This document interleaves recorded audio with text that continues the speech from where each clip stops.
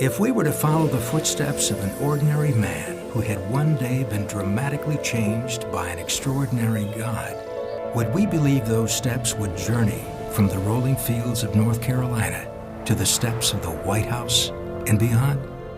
I just felt God was speaking to me, and he said, I want to use you. And I said, Lord, I'll go where you want me to go, and I'll be what you want me to be. I'm yours. Christ belongs to all people.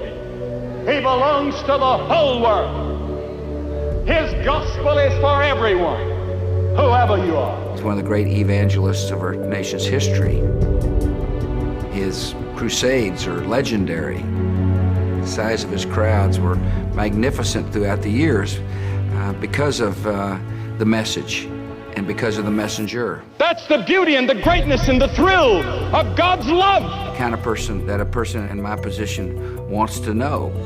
While preaching to millions around the world, Billy Graham found himself being called upon many times as God's ambassador to world leaders.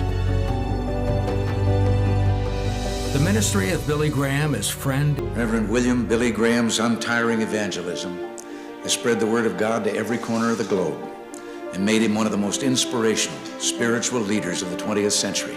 I think it's through him that I found myself praying even more than a daily basis to give me the wisdom to make decisions that would serve God and be pleasing to him.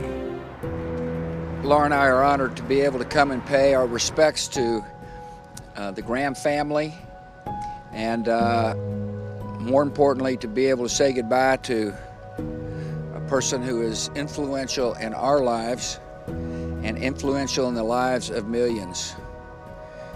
If there's such a thing as a humble shepherd of the Lord, Billy Graham is that person. I'm just one of millions, maybe hundreds of millions of people who, in their own way, will find some way to say thank you and goodbye to Billy Graham. When I was 11 years old, 60 years ago, my Sunday school teacher, a wonderful man who drove a bread truck for his day job, took me and another couple of kids in our class to War Memorial Stadium in Little Rock, Arkansas for Billy Graham's crusade. I was so excited. The year before, Little Rock Central High School had been integrated. The town and the state were in turmoil. And the White Citizens Council tried to get Billy Graham to preach to a segregated audience.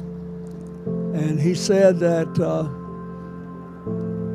God didn't see us that way, and if that were going to be the rules, he would have to cancel the crusade and tell people why he did it. And they folded quick.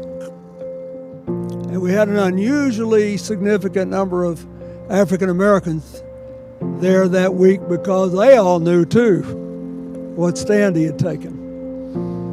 And when he gave the invitation, and hundreds and hundreds and hundreds of people came down in tears together, it had a profound effect on me.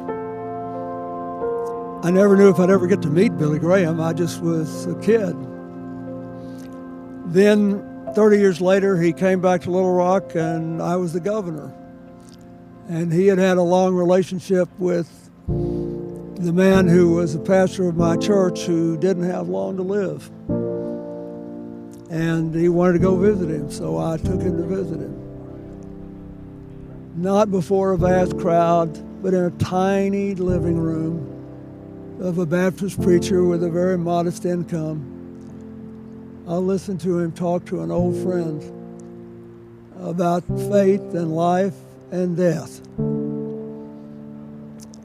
It was also one of the most memorable experiences of my life.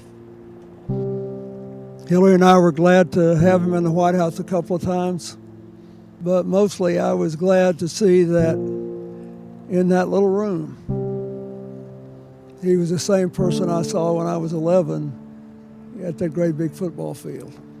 He showed his faith by his works and by his life. And